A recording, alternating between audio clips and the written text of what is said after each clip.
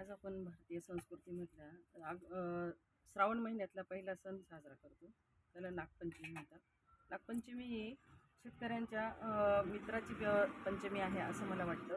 नाग नाग आणि साप हे शेतकऱ्यांचे मित्र आहेत. कारण उंदरापासून आणि घुशीपासून फार संरक्षण करतात ते.